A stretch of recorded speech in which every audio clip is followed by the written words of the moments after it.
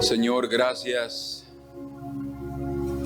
porque en medio de nuestra condición en esta tierra, tú nos ves con ojos de misericordia, porque tú estás en las alturas, en tu trono de santidad, de pureza, en tu trono de luz, de majestad, de paz, de gozo eterno. Y nosotros aquí, Señor, todavía expuestos a toda tentación, expuestos al pecado, aún caminando, Señor, en esta tierra llena de tentaciones. Por favor, míranos con ojos de misericordia y protégenos para la gloria de tu nombre, Señor. Y termina de rescatar a aquellos que aún necesitan conocerte. Que a través del mensaje de tu palabra, tú vengas, Señor, a visitarnos y tocar los corazones, Señor. En el nombre de Jesús.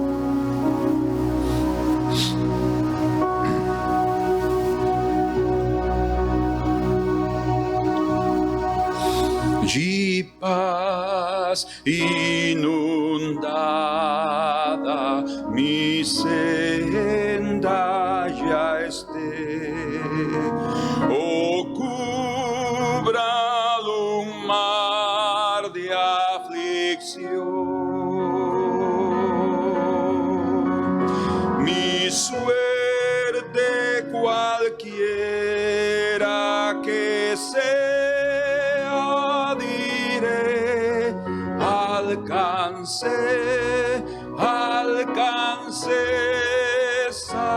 salvación, alcance salvación,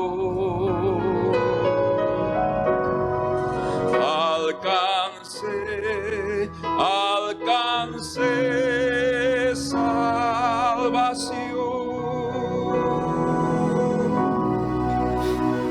Ya venga la prueba, oh me tiente Satán, no amenguan mi fe ni mi amor,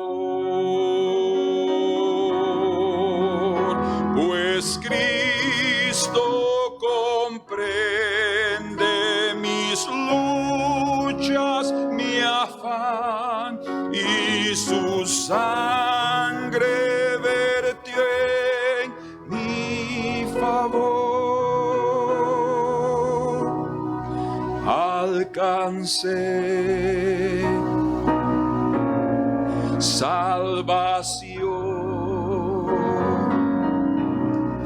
alcance salvación. Feliz yo me siento al saber que Jesús libróme do yugo opresor, quitó mi pecado, clavólo en la cruz. Gloria demos al buen Salvador. Alcance salvación,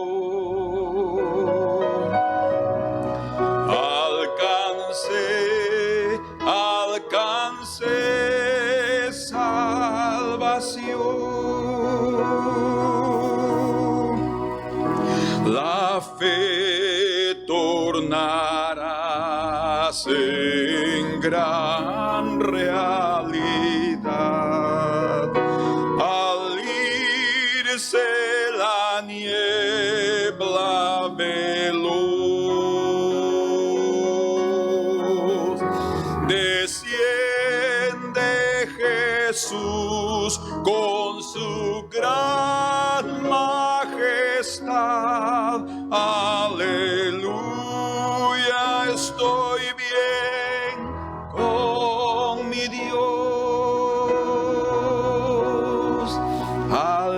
alcance salvación. Alcance, alcance salvación.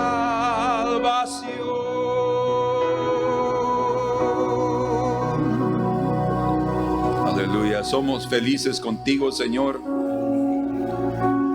Tu vida nos da un propósito de vivir, digo, el propósito para la vida. Señor, ¿qué haríamos si tú no estuvieras llenando nuestro corazón de tu presencia y de tu Espíritu Santo, Señor? Gracias te damos porque esa presencia preciosa y la seguridad de nuestra salvación en el corazón, Señor, nos hace vivir para ti cada día. Gracias por las nuevas fuerzas que siempre recibimos. Y Señor, que miremos que en breve tú aparecerás y nos llevarás contigo, Señor, a vivir en tu hogar celeste y eterno. Y es ahí donde queremos estar, Señor. Gracias porque aún en esta peregrinación tú nos das las fuerzas para continuar. Llámanos para ti, Señor, cada día. Amén. Gloria al Señor. Entonces en esta mañana que vamos juntos a estudiar la palabra del Señor, o sea, a recibir un consejo, un mensaje juntos, hoy vamos a meditar en el tema el pan del cielo. Ese es el título del mensaje en este día, el pan del cielo. Y en primer lugar queremos dejar bien claro, por lo que la Escritura enseña, lo que Jesús enseñó, que ese pan del cielo no se come carnalmente. Es decir, para todos los seres humanos ese pan está disponible, pero ese pan no podrá comerse si primero no se abandona la vida que llevamos y comenzamos a seguir al Señor en fe. Entonces nosotros vamos a poder llegar también a Belén, en el mismo lugar donde el Señor inició su vida en esta tierra, y lo que quiere decir Belén, casa de pan. Entonces ahí nosotros vamos a poder, comenzando a seguirlo a Él en nuestra caminata de fe, poder comer de ese pan precioso. Para comenzar entonces, vamos a ir juntos al libro de Ruth.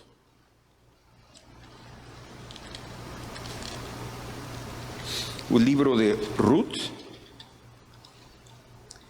en su capítulo número 1.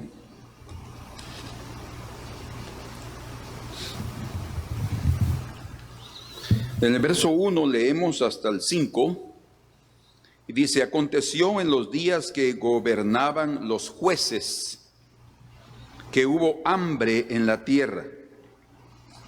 Y un varón de Belén de Judá fue a morar en los campos de Moab, él y su mujer y sus hijos, y 2 hijos suyos. El nombre de aquel varón era Elimelech, y el de su mujer Noemí. Y los nombres de sus hijos eran Malón y Kelión, efrateos de Belén de Judá. Llegaron pues a los campos de Moab y se quedaron allí. Y murió Elimelech, marido de Noemí, y quedó ella con sus 2 hijos, los cuales tomaron para sí mujeres moabitas. El nombre de una era Orfa y el nombre de la otra Ruth, y habitaron allí unos 10 años. Y murieron también los 2, Malón y Kelión, quedando así la mujer desamparada de sus 2 hijos y de su marido. Bueno, estos primeros 5 versículos del libro de Ruth ya inician dándonos una historia muy triste de la vida de esta familia. Ellos salieron huyendo para no morir de hambre en Belén, porque había hambre, Dios había enviado hambre a su tierra. Y entonces ellos salieron a buscar comida y se fueron a Moab pensando que allí sobrevivirían. Es bien paradójico lo que ellos vivieron, porque ahí fue el lugar de su muerte y el lugar también de la sepultura de Elimelech y de sus 2 hijos.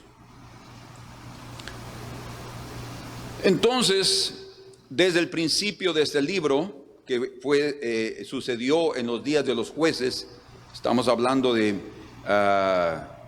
tal vez unos 1100 años antes aproximadamente, porque de ahí vino la descendencia de David, ¿verdad?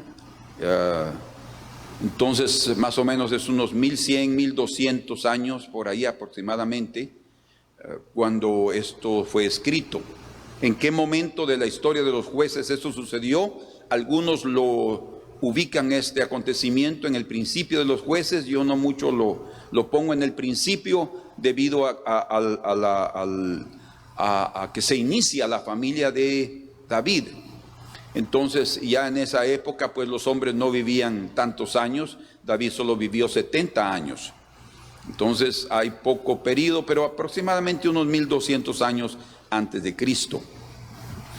Y es prácticamente la revelación del, también está registrada, está registrado ese libro de Ruth aquí, para que quede una constancia del inicio de la familia de David. Y el inicio de la familia de David es muy importante. Cuando nosotros vamos, por ejemplo, al Evangelio de Mateo, Mateo inicia en su capítulo número 1 hablando sobre la ascendencia, los ancestrales, los padres de David, de Cristo, y comienza con Abraham, y de ahí se va para David. Si nosotros queremos verlo, así es como se inicia el Evangelio de Mateo. Dice: el libro de la genealogía de Jesucristo, hijo de David, hijo de Abraham. O sea, para él es muy importante entonces, para mostrar la genealogía de Jesús como el rey de Israel, el rey de David, o sea, el legítimo heredero del trono y también descendiente de Abraham. Entonces, es muy importante desde muchos aspectos el libro de Ruth. Ese es uno. Y el otro que queremos ver en este día es que a través del libro de Ruth se revela cómo el Señor planificó las cosas desde antes de la fundación del mundo, porque eso estaba en el pensamiento eterno de Dios, como Él dice en el libro de Isaías: yo pienso y las cosas se realizan. No hay error, no hay equivocación. Cuando el Señor decide hacer algo, Él no está después diciendo: ay, creo que me equivoqué.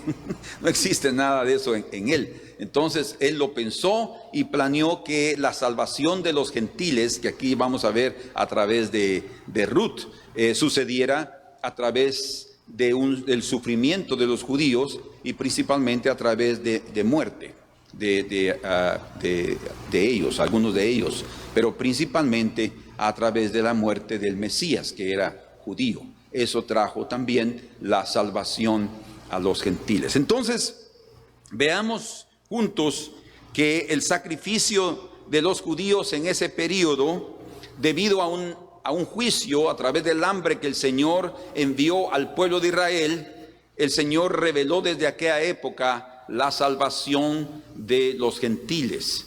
Eso estaba en el plan de Dios desde el principio. Podemos verlo también en el inicio, cuando el pueblo de Israel salió de Egipto, pasaron los 40 años y llegaron ellos a la tierra prometida.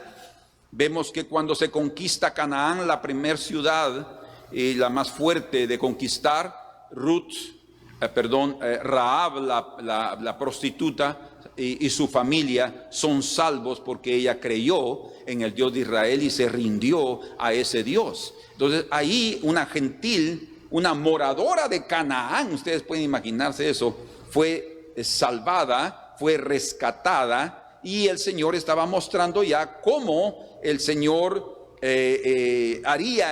completaría ese plan de salvación. El Señor escogió a un pueblo, pero ese pueblo también sería usado para que a través de ellos y de un método bastante difícil, como ha sido en toda la historia de Israel, de sufrimiento, también los gentiles vinieran al Mesías judío.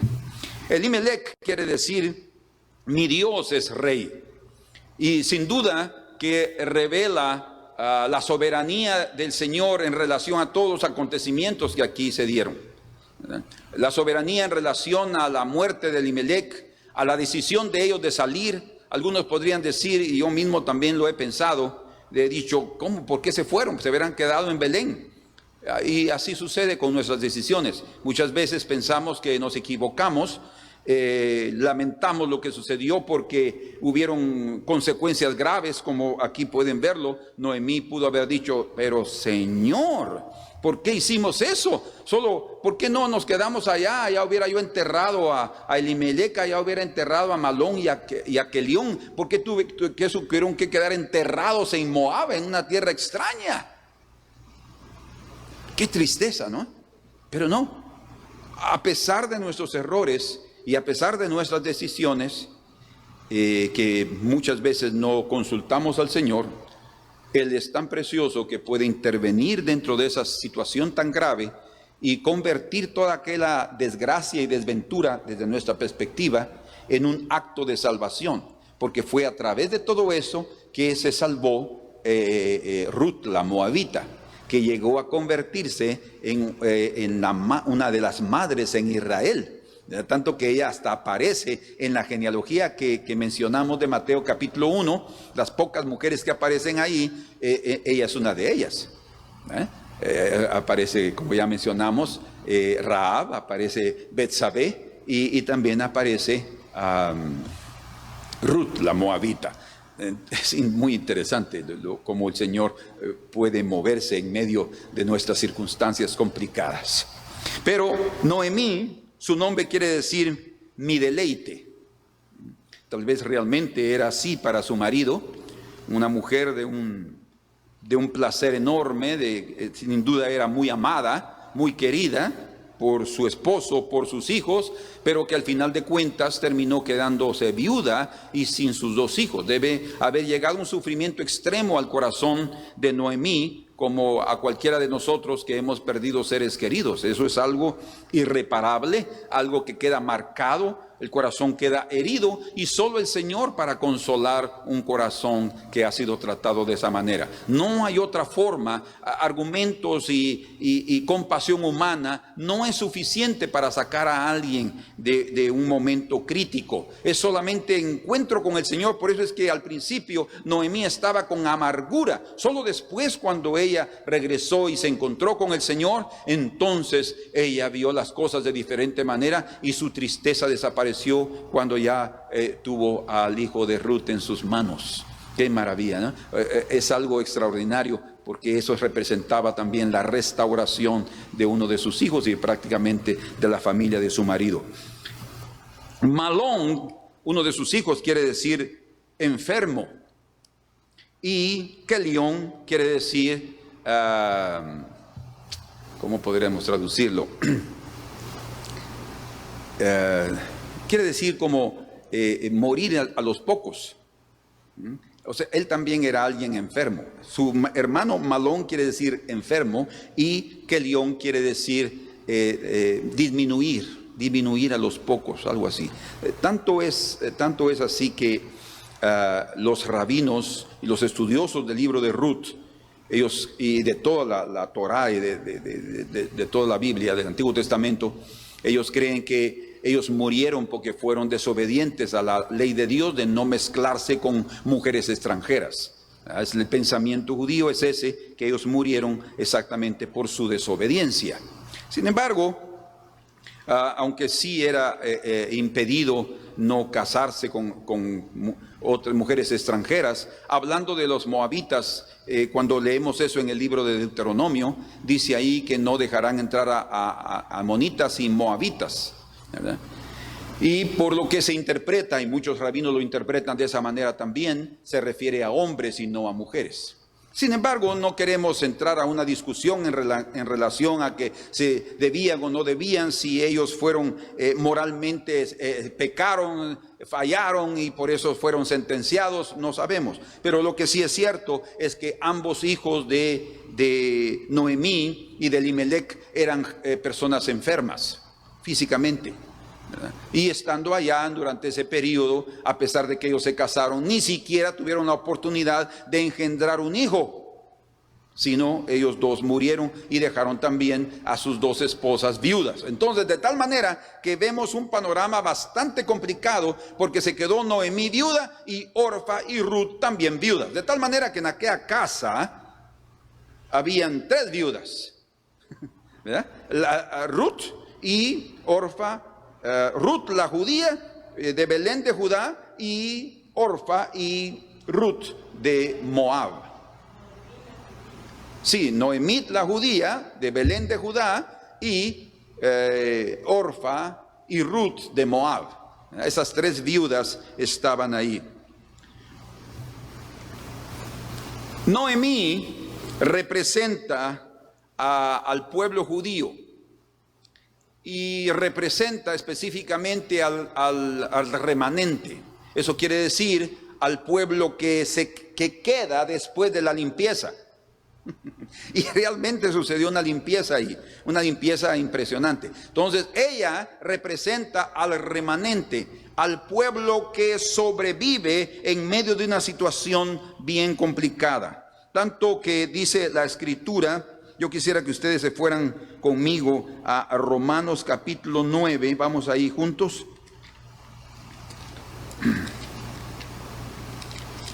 Romanos 9, versículo 24.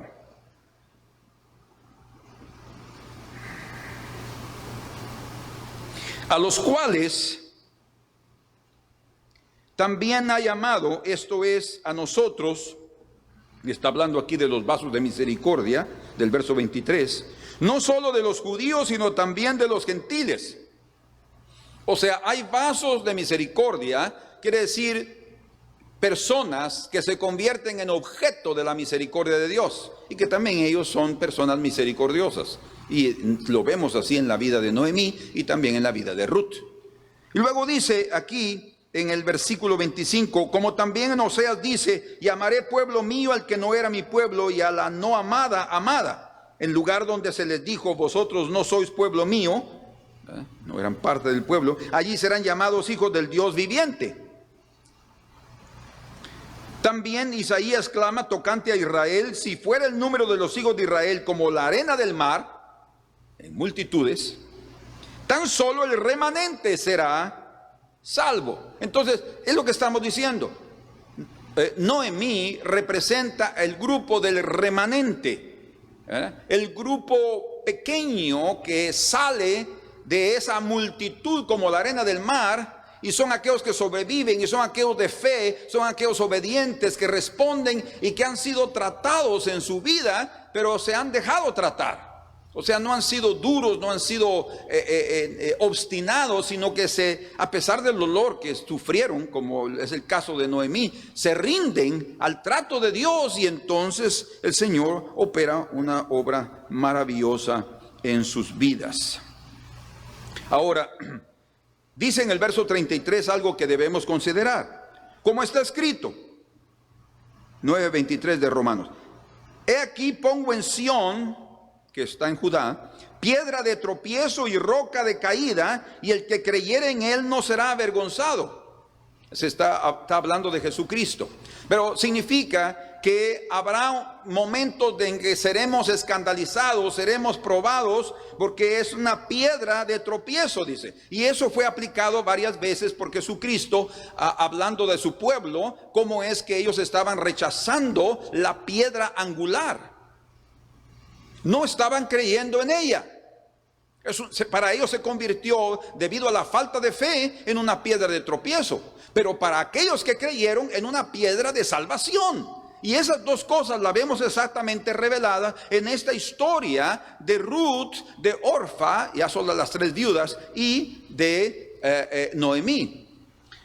Entonces, Noemí es la representación de ese pueblo remanente que, por último, quiero que lean conmigo, porque otra vez, lo que Pablo escribió aquí en el libro de Romanos y en todas sus cartas, la base de él fue el Antiguo Testamento.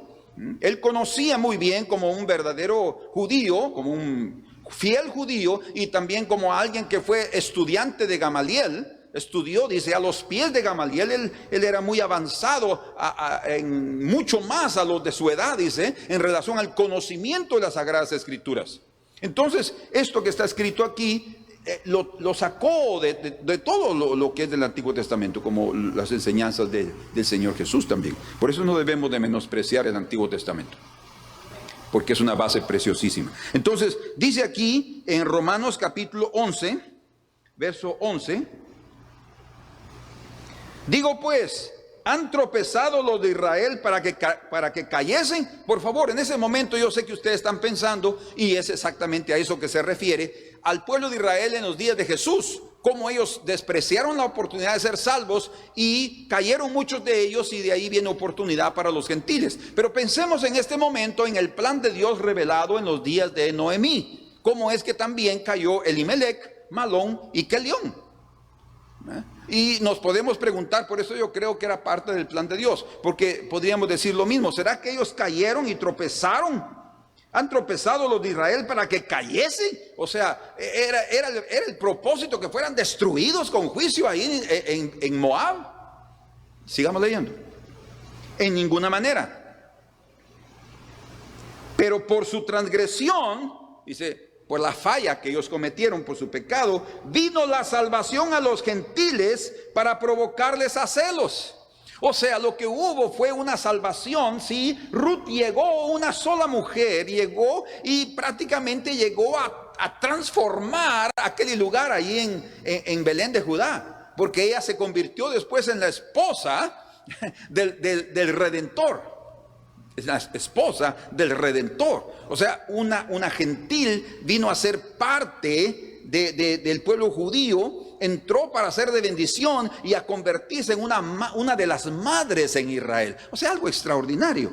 Y dice entonces aquí, sigamos leyendo hasta el verso 15, verso 12, y si su transgresión es la riqueza del mundo, imagínense cómo para Ruth eso significó el tiempo que ellos pasaron, los 10 años que pasaron en Moab. Para ella fue la salvación.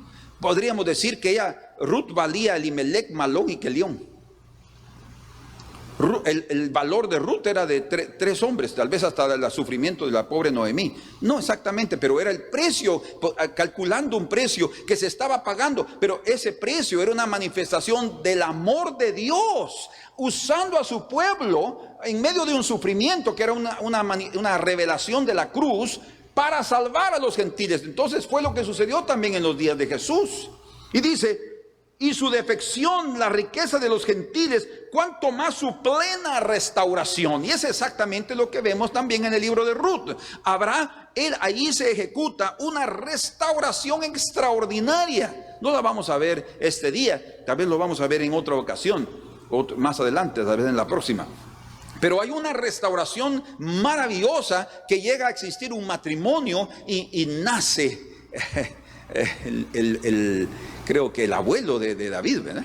Nace ahí el Obed, luego Jesé, y de ahí viene David. El abuelito de David nace a través de Ruth, la moabita. Entonces algo se estaba fraguando, se estaba preparando, ¿verdad? En el horno, algo maravilloso, un pan maravilloso para el pueblo de Dios en la casa de pan, Belén. Entonces terminemos aquí en el verso 13, dice 13 y 15, porque a vosotros hablo, gentiles, por cuanto yo soy apóstol de los gentiles, honro mi ministerio, por si en alguna manera pueda provocar a celos a los de mi sangre. O sea, el propósito de salvar a los gentiles era también que el pueblo de Israel se sintiera con celos de ver que también a ellos era la salvación, ¿verdad? Y es lo que sucedió, lo que estamos estudiando juntos en el fascículo.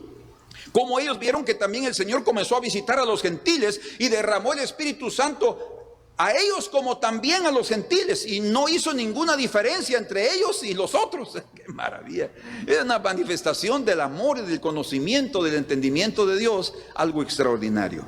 Y dice, verso 15, porque si su exclusión es la reconciliación del mundo, fíjense todo lo que sucedió, ¿qué será su admisión sino vida de entre los muertos? Dice. O sea, lo que está hablando aquí es del futuro, está hablando del arrebatamiento, está hablando de la resurrección en los días de la segunda venida del Señor, cuando habrá una unión completa entre todos los salvos de los judíos y los salvos de los gentiles, porque ahorita se dio, durante este periodo, desde Jesús hasta ahora, se ha dado oportunidad a que entre la plenitud de los gentiles.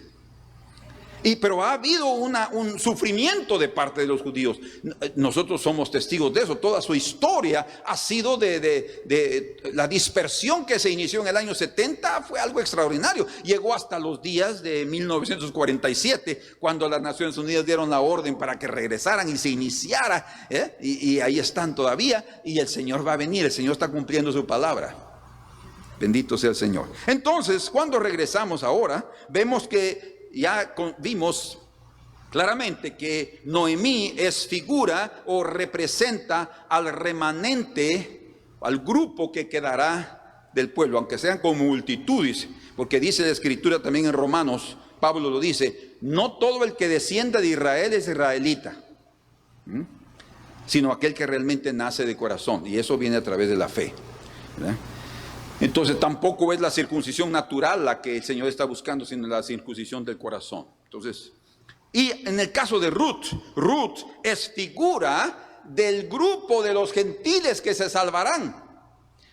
¿Cómo es que ella representa a aquellos y ella demuestra quiénes son aquellos que van a seguir al Señor? Aquellos que están dispuestos a abandonar su tierra, a abandonar su casa, a abandonar sus ídolos, a abandonar sus costumbres, a abandonar sus tradiciones, y van a seguir hacia un pueblo que no conocen, siguiendo a una mujer amargada, es lo que representa la cruz, los momentos difíciles, pero que ella no teme eso. El amor para ella era mayor que ver la amargura, lo que no había en Orfa. Orfa no amaba tanto a su suegra. Ella amaba más a sí misma, por eso es que ella regresó, porque no vio sus ojos no fueron abiertos. Pero ¿por qué no fueron abiertos? Porque ella tenía sus ojos puestos en su casa. Bueno, veamos ahora aquí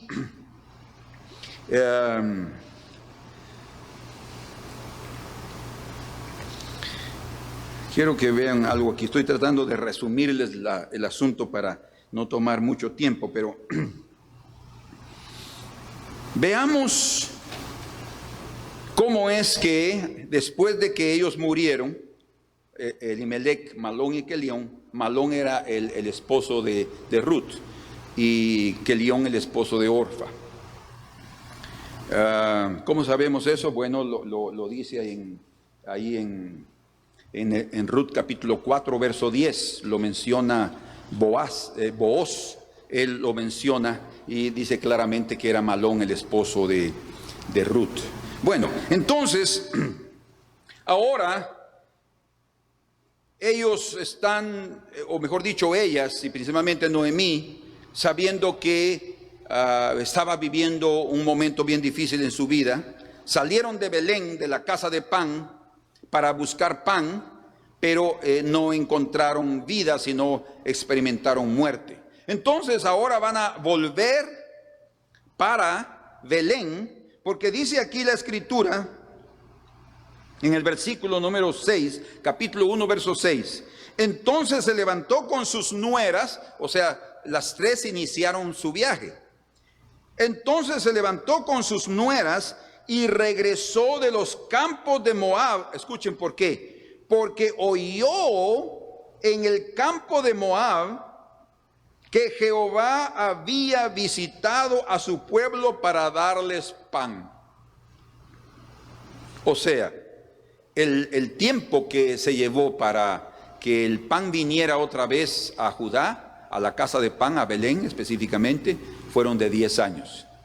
El número 10 en la Escritura, sin llegar a supersticiones, pero lo que la Escritura muestra, lo que es numerología, El número 10 nos habla del prueba.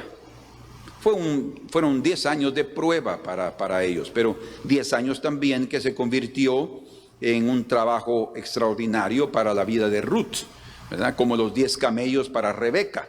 Los 10 camellos fueron un gran reto, un desafío para Rebeca, que tuvo que alimentar a los 10 camellos, y esa actitud de ella en relación a esos 10 camellos, a esa prueba que tenía que pasar, le permitió que ella pudiera regresar montada sobre uno de esos camellos y a encontrarse con su esposo Isaac y casarse con él. Imagínense qué extraordinario. De igual manera, Ruth también, esos 10 años, tal vez no fueron totalmente los 10 que estuvieron juntos con esa familia, pero hasta que se casaron, todo ese periodo que ellos estuvieron ahí fue el periodo en el cual Ruth consiguió identificarse y venció todas sus cosas aquí en su corazón, todos sus miedos, todas sus pretensiones y todo el amor por sí misma. De hecho, era una mujer extraordinaria y decidió entonces regresar, y Orfa también con su suegra. Entonces regresaron cuando el hambre terminó y la muerte ya había obviamente invadido la casa de Noemí. Pero lo que quiero, cuando menciono esto, es porque quiero mencionarles sobre esa paradoja que vivió la familia de Noemí, o la familia de Elimelech, ¿verdad? Ellos huyeron porque no había comida, o sea, huyeron de la muerte, no morir ahí, para sobrevivir, y fueron a encontrar la muerte a Moab. Ahora, es lo paradójico, ahora están saliendo sin nada, casi muriendo, Noemí casi sin ánimo de nada, bien que hubiera querido morirse también, ¿verdad? De haber perdido todos sus familiares, y ahora regresa buscando pan. Salieron de ahí sin nada y regresaron en peores condiciones, aparentemente, y ellos van y buscan ese pan. Bien dice la Escritura en Lucas capítulo número 17. El Señor es extraordinario en todo lo que Él ha dejado registrado.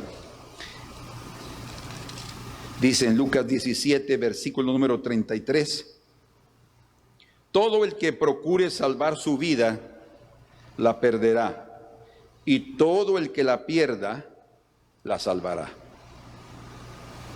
O sea, nosotros tenemos que tomar esto para nosotros seriamente. El Señor nos ha llamado a seguirlo. Por eso Él dice: toma tu cruz cada día y sígueme. Lo que está diciendo es: no importa que tú mires amargura, no importa que tú pases momentos difíciles, sígueme. No importa que tú no mires un futuro halagüeño para ti, que tú no mires un futuro extraordinario, algo que te va a beneficiar, algo que tú puedes ver que es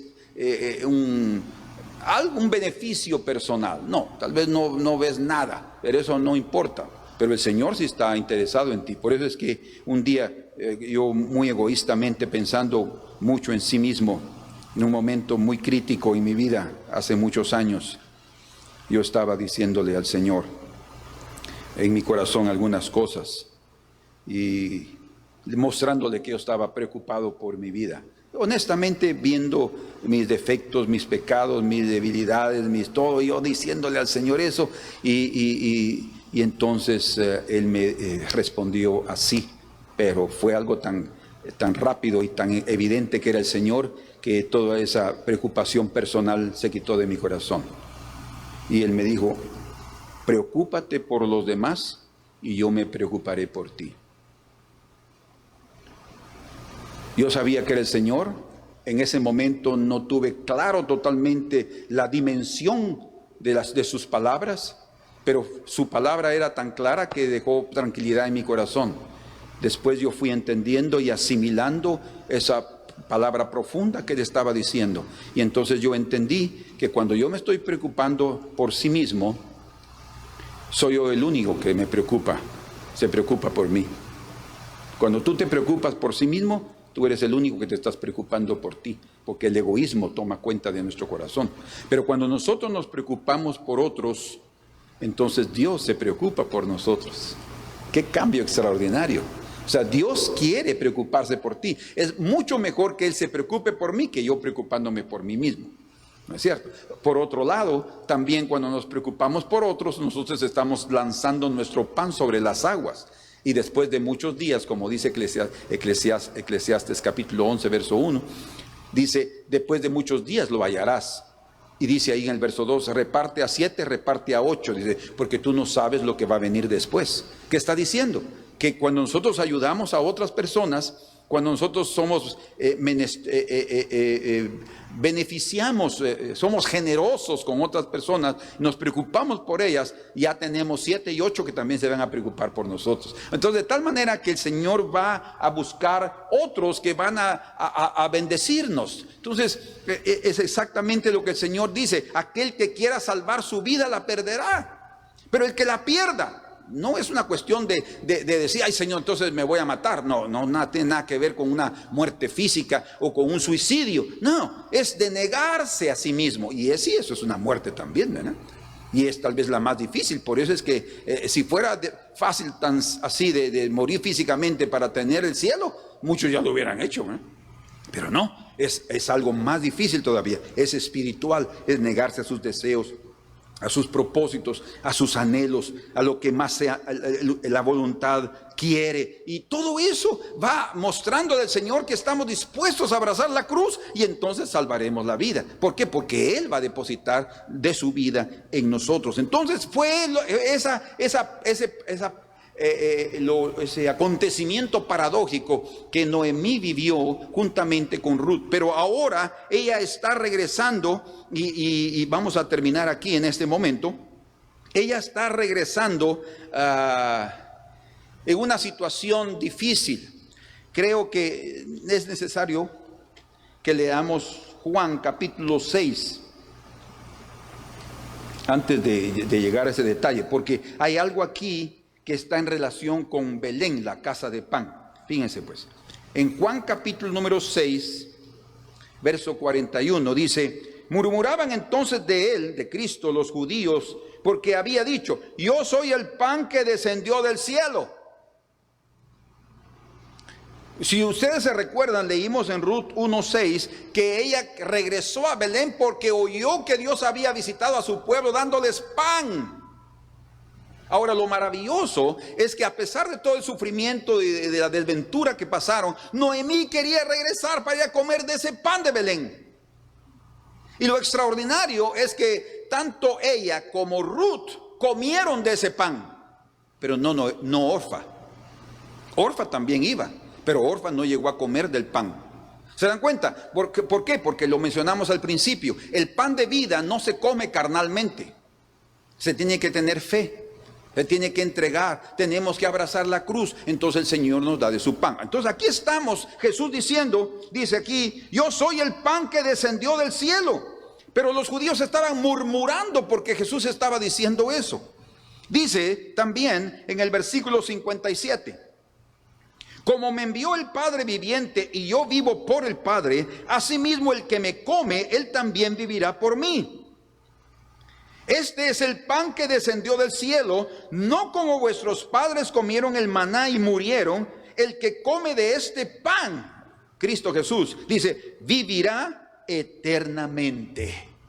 Ese es el pan de vida, y ese es el pan de Belén. Recuerden, Cristo Jesús nació en Belén. Es extraordinario que el Señor haya escogido que Él naciera en Belén de Judá, la casa de pan. ¿Por qué? Porque Él es el pan de vida. Él trajo la verdadera vida a este mundo. Y ahora encontramos a Noemí regresando porque sabe que hay pan.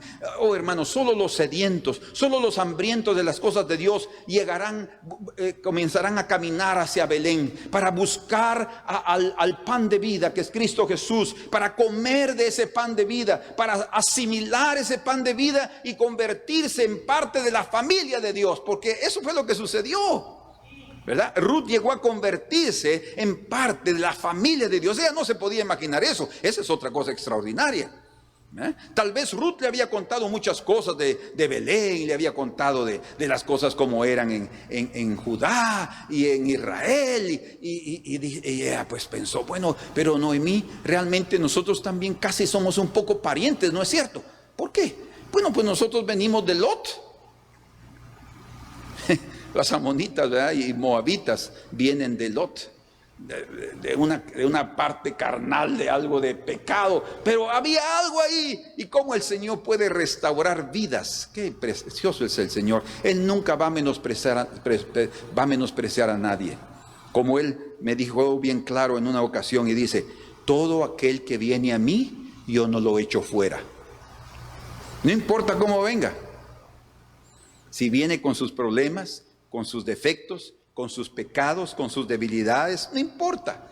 Pero si tiene fe y se acerca al Señor, Él no lo va a echar fuera. Él lo va a limpiar como un pámpano y lo va a injertar en la oliva natural y le va a dar de su savia para que Él crezca en su presencia y lo va a hacer feliz. No importando su pasado, no importando lo que vivió y no importando lo que para Él mismo esa persona sea. No, lo que importa es lo que Dios piensa de nosotros, no lo que tú piensas de ti mismo.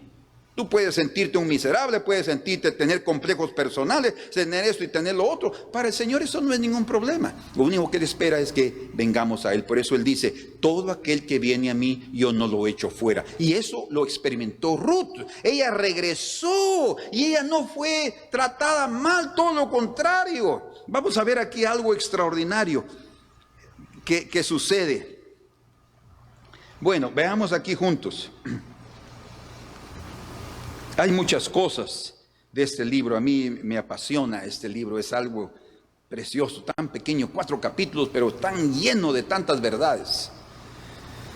Dice aquí en el verso 7, veamos ahí: salió pues del lugar donde había estado y con ella sus 2 nueras, o sea, las 3 salieron. La intención era irse para allá, y porque también Orfa se sentía parte de la familia, ¿verdad? Era su suegra y quería irse, y habían convivido algo. Pero no es una cuestión solo de presencia física, es una cuestión de transformación interna. Entonces dice: salió pues del lugar donde había estado y con ella sus 2 nueras, y comenzaron a caminar para volverse a la tierra de Judá. Comenzaron en el viaje. Muchos comienzan el viaje, pero no todos lo terminan. Y la clave para terminar el viaje es tener la visión del Señor, es poner nuestros ojos en la casa de pan, y principalmente en el pan de Belén, que es el Señor. Ahí, eso nos va a ayudar a que las dificultades que veamos en el camino no sean un obstáculo, ni sean un escándalo, ni todo lo que te suceda, la muerte de un familiar, la muerte de otro, como lo que se dio con Ruth, o la amargura de ver en Noemí. Nada de eso te va a hacer un tropiezo, nada te va a hacer algo que te va a impedir seguir adelante. Todo lo contrario, estarás firme y seguro para seguir. Entonces dice aquí, después de que iniciaron en el verso número 8, dice: y Noemí dijo a sus 2 nueras: andad, volveos cada una a la casa de su madre.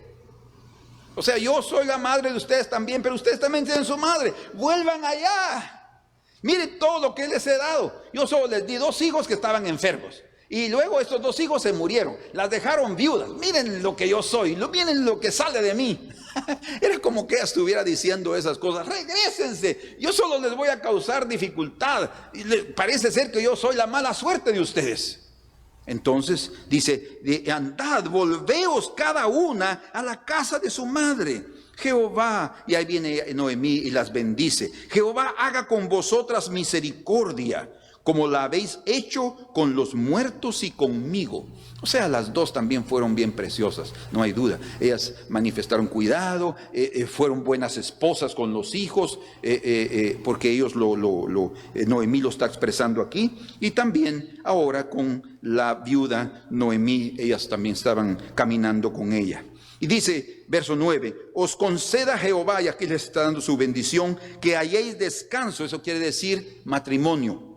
Que halléis descanso cada una en casa de su marido. O sea, les estaba dando a entender que ellas se casaran otra vez, que reiniciaran sus vidas allá en Moab con sus propios paisanos, con los de su propio país, de su propia nación. Luego las besó, dice, Fíjense, luego las besó porque se estaba despidiendo. Oye, qué difícil. Ella no estaba, solamente estoy diciendo, les digo, y las besó, dijo, bueno, adiós, adiós hijitas, quédense aquí por favor. Porque yo no quiero llevar tampoco carguitas, que ya estoy vieja y ya no quiero más llevar situaciones difíciles con ustedes. Dice, y entonces ellas alzaron su voz y lloraron. ¿Se dan cuenta? O sea, era un acto de despedida. Ellas estaban llorando porque ahí estaba terminando, digamos así, la relación de ese periodo entre ellos. Y le dijeron, ciertamente nosotras iremos contigo y a tu pueblo. Pero las dos estaban ahí, pero no hay duda que la que más manifestaba fuerza era Ruth. Y Orfa estaba ahí, pues sí, nosotros también vamos a ir contigo, ¿verdad? Y Noemí respondió, volvió otra vez, miren la presión, una y otra, y aquí poniendo obstáculo, ¿verdad? Para aquel que tiene escándalo, la piedra de tropiezo va a ser una piedra de tropiezo, no va a continuar. Pero para aquel que mira al Señor sobre todos los problemas, nunca tendrá obstáculos, ni nada le será suficiente para detenerlo en su determinación de seguir al Señor. Dice Noemí en el verso 11, y respondió, volveos, hijas mías, ¿para qué habéis de ir conmigo? Vean, qué increíble, ¿eh? Tengo yo más hijos en el vientre que puedan ser vuestros maridos. Esto tiene relación con la ley del levirato, donde ordenaba que si había muerto un hijo, el hermano pues sustituía a para darle descendencia con su esposa. Y esto era una ley. Sucedió, y lo vemos en el capítulo 38 de Génesis, claramente con Judá y sus hijos, sus 3 hijos, ¿verdad? Y aquí también ella está aplicando eso. Dice, miren, si yo ya no tengo hijos, dice, y aunque dijese, esperanza tengo, verso 12, y esta noche estuviese con marido, aún diese a luz hijos, habías vosotras de esperarlos hasta que fuesen grandes. Imagínense, pasarían, ¿qué? 15, 20 años. No, hijas mías. Ella está usando de argumentos para convencerla de que se vaya. No, hijas mías, qué mayor amargura tengo yo que vosotras, pues la mano de Jehová ha salido contra mí. Ustedes pueden percibir claramente que Noemí estaba consciente que era Dios aplicando su mano, o sea, el alfarero divino trabajando en la familia de Noemí. Y otra vez, el hecho de que haya muerto Elimelech no quiere decir que él era un perverso, no. Malón que el león tampoco, yo no lo veo de esa manera. Sucedió, personas mueren y todos vamos de hecho nacemos para morir, ¿verdad? Es algo que tenemos que enfrentar. Si algo es más real en la vida es la muerte. No, eso no nos va a suceder de aquí, no, eso es con cualquier momento puede suceder. Entonces no lo tiene que ver de esa manera, pero lo que sí es cierto es que Noemí estaba viendo claramente que era el Señor tratando con ella. Este es el pensamiento de una persona de fe. Es la misma manera que miraba Job. Job sabía que era Dios el que estaba tratando con él. Por eso decía, Señor, pero ¿por qué estás haciendo eso conmigo? A pesar de que el vaso, el instrumento usado de juicio era Satanás, porque era Satanás el que estaba ahí incitando, ¿verdad? Pero sin embargo, para Job ni le importaba ver a Satanás. Él miraba al Señor y decía, Señor, pero tú sabes que yo soy una persona íntegra. Y Noemí también estaba andando correctamente, pero sabía que era la mano de Dios. Y dice, verso 14, como quien dice, me está tratando así porque yo abandoné Belén. Y ellas alzaron otra vez su voz y lloraron. Y Orfa besó a su suegra, mas Ruth se quedó con ella. O sea, lo que quiere decir que Orfa se despidió, se fue llorando y se regresó. Y luego se quedaron solo ellas dos. Imagínense, comenzó la caminata con 3 personas. De ahí llegaron a 2. Y ahora Noemí todavía quería quedarse solita. Y entonces dice aquí, verso 15. Y Noemí dijo, he aquí tu cuñada se ha vuelto, oigan lo que dice, a tu pueblo, a sus dioses, vuélvete tú tras ella. A su pueblo y a sus dioses. Ella ha querido regresar a su vida, ha querido regresar a su nación. Ella no tiene ningún interés de identificarse con esta otra nación, porque el evangelio, el reino de Dios es otra nación. Es la nación cuya base y cuya capital está en los cielos. Dice que allá está nuestra ciudadanía. No tiene nada que ver con las naciones, con el nacionalismo de esta tierra. Nuestro nacionalismo es en los cielos. Entonces aquí dice, vuélvete tras ella, verso 16. Y se respondió Ruth, no me ruegues que te deje y me aparte de ti. Oigan qué determinación de esta mujer. Porque donde quiera que tú fueres, iré yo. Y donde quiera que vivieres, viviré. O sea, no importa si eres una paupérrima y vamos a vivir en momentos difíciles y no vamos a tener que comer. Eso no me interesa. Yo quiero vivir contigo porque hay algo en ti que me atrae. Era el Señor. Era el Dios de Israel en la vida de Noemí. Imagínense qué preciosa es esa mujer. Era esa mujer que, a pesar de la condición en la cual estaba, en amargura y en momentos tan difíciles que vivía, podía transmitir el verdadero Dios.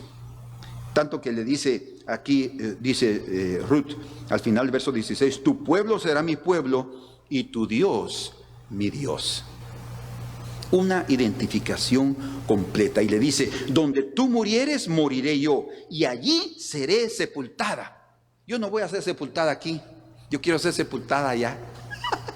Elimelech, Malón y Kelión fueron sepultados ahí, pero dijo, no, yo no me voy a quedar aquí, yo no voy a, en otras palabras, yo no voy a vivir aquí en este pueblo, yo quiero ir a vivir allá y allá estaré hasta el día de mi muerte.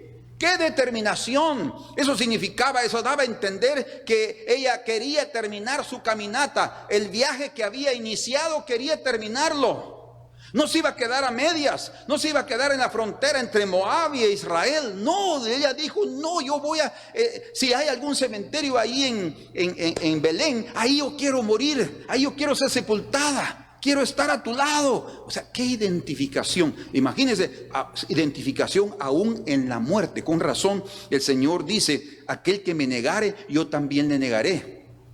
Y también dice el Señor, pero aquel que me confesare delante de los hombres, yo también le confesaré delante de mi Padre que está en los cielos. Dice también, si morimos con Él, también con Él viviremos. Entonces el Señor nos está prometiendo que si hay un sacrificio de nuestra parte, el Señor también va a darnos el reino. Vamos a reinar con Él. Y entonces dice aquí en el versículo número 17, donde tú murieres, moriré yo y allí seré sepultada. Así me haga Jehová y aún me añada que solo la muerte hará separación entre nosotras dos. ¡Wow! Pareciera como que ella estaba diciendo, lo único que nos separó a Malón de mí fue la muerte. Porque yo estaba determinada en seguir viviendo como esposa de Malón, tu hijo. La muerte nos separó. Ahora o sea, lo que ella estaba diciendo estaba mostrando un pacto de fidelidad con Noemí. Porque dije, solo la muerte nos separará. Era un voto prácticamente que ella estaba haciendo, pero ese voto y esa determinación hizo que ella encontrara al Redentor en esa tierra de Belén. Entonces dice en el verso 18, y viendo Noemí que estaba tan resuelta a ir con ella, no dijo más. Bueno, después vamos a ver otras cositas ahí, pero lo último que quiero decirles es que ellos llegaron exactamente en un periodo extraordinario. Ellos llegaron cuando se estaba iniciando la cosecha de la cebada, y eso quiere decir que se estaba iniciando o se iba a iniciar la fiesta de la Pascua, la primera fiesta que se celebraba en el año profético judío, de esos meses de cosecha que estaban relacionados con las fiestas, era la fiesta de la Pascua. Y dice la Escritura en Corintios que nuestra Pascua que ya fue sacrificada es Cristo. Cristo es nuestra Pascua. ¿Por qué? Porque Él es el Cordero Pascual. Él es el que murió por nosotros. Él representa la parte principal de la Pascua, es su sacrificio. Entonces ella llegó en el periodo cuando se iba a celebrar la Pascua. ¿Qué estaba diciendo eso? Exactamente, ella había iniciado su viaje y ahora la primera experiencia que ella tendría era de participar del pan, porque en la Pascua se participa el pan, la cena del Señor, el pan y el vino. Y ella iba exactamente a experimentar eso. Y dice aquí, oigan lo que dice, vean conmigo, verso 22. Así volvió Noemí y Ruth la moabita, su nuera, con ella. Volvió de los campos de Moab y llegaron a Belén al comienzo de la siega de la cebada. Era exactamente en el inicio o un poco antes de la fiesta de la Pascua. Ahora, y aquí este es lo precioso y es lo último. No me doy tiempo a otras cosas para compartírselas, pero Dios sabe por qué. Dice entonces en el verso 1: tenía Noemí un pariente de su marido, hombre rico de la familia de Elimelec, el pariente del Redentor, el cual se llamaba Booz. Y Ruth la Moabita dijo a Noemí, bueno, recuerden, aquí el escritor está dando esos detalles, pero Ruth no estaba consciente de todos esos detalles. Dice, y Ruth la Moabita dijo a Noemí: te ruego que me dejes ir al campo. Miren qué sujeta esta mujer. Te ruego que me dejes ir al campo y recogeré espigas. O sea, ella ahora se convirtió en la sustentadora de la vida de Noemí. Vean que ustedes cómo los gentiles, que es lo que representa Ruth, llegó a convertirse en la sustentadora del pueblo de Dios. Nosotros también como gentiles tenemos también que tener un corazón abierto para nuestros hermanos judíos, porque es de ellos que viene la elección, es de ellos que viene el pacto, como dice Pablo en Romanos, y es de ellos también que vino nuestro Señor Jesucristo. Él es el judío que murió por nosotros, que nos salvó. Por eso es que debe haber un aprecio extraordinario. Yo sé que no todos tienen el mismo sentir, que hay muchos judíos impíos, perversos, los hay. Pero como estamos hablando del remanente, o sea, de los fieles, de los de fe, nuestro corazón debe estar abierto totalmente y ser como esta mujer que va hasta ayudar a poder preservar la vida de ellos. Como dice aquí, y muchos lo hicieron en la Segunda Guerra Mundial, ¿verdad? ¿Cuánta gente no se preocupó para salvar judíos? Corrie ten Boom y su padre, su hermana y ella hasta pararon en un campo de concentración por estar cuidando judíos.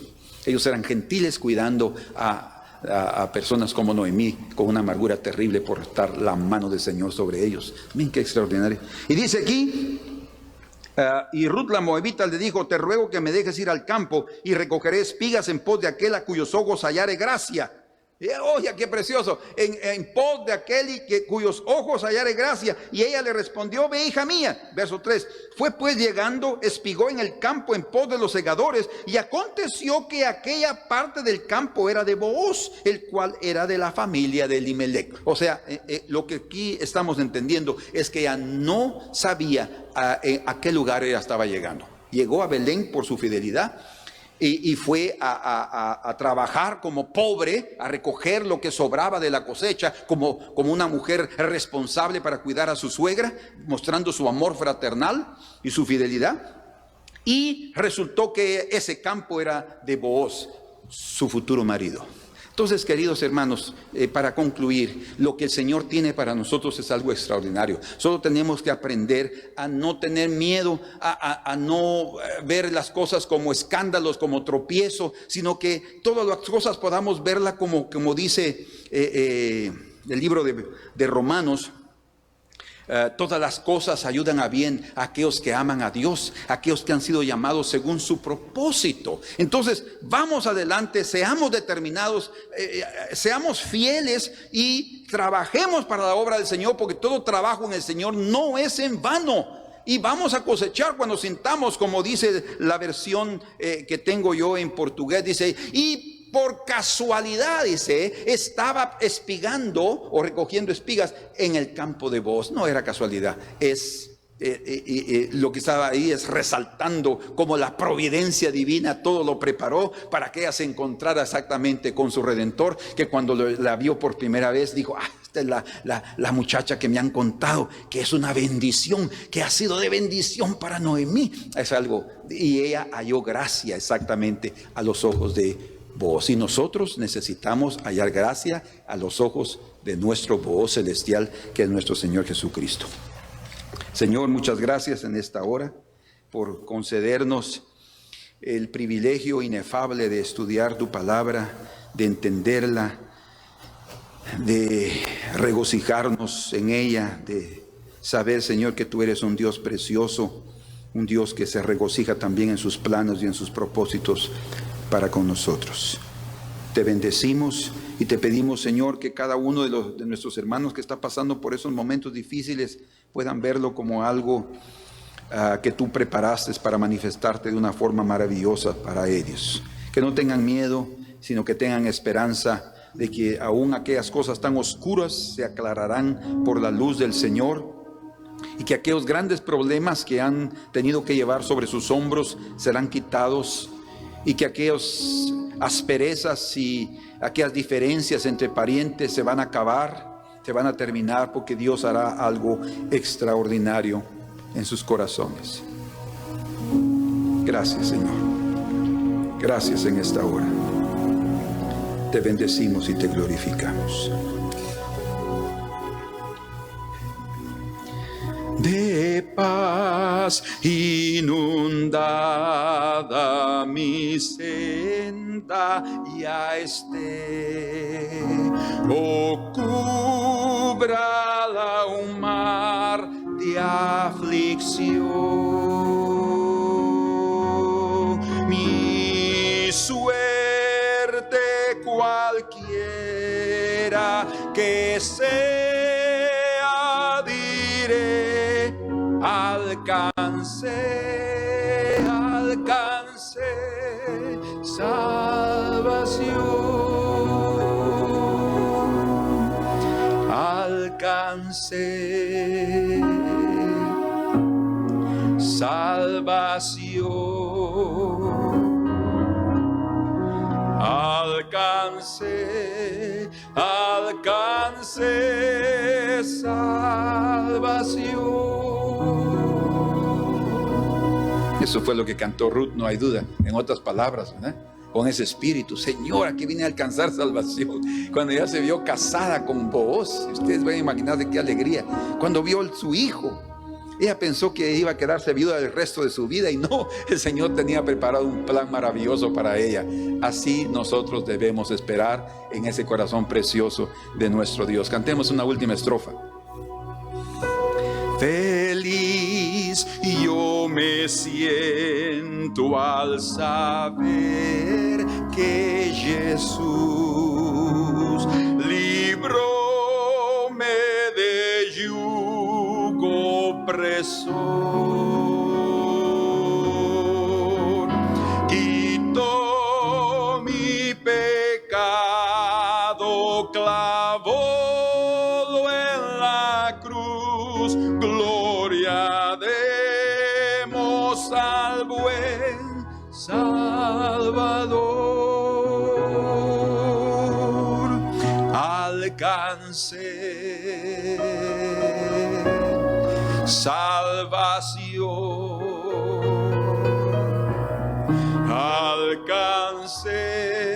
alcance salvación.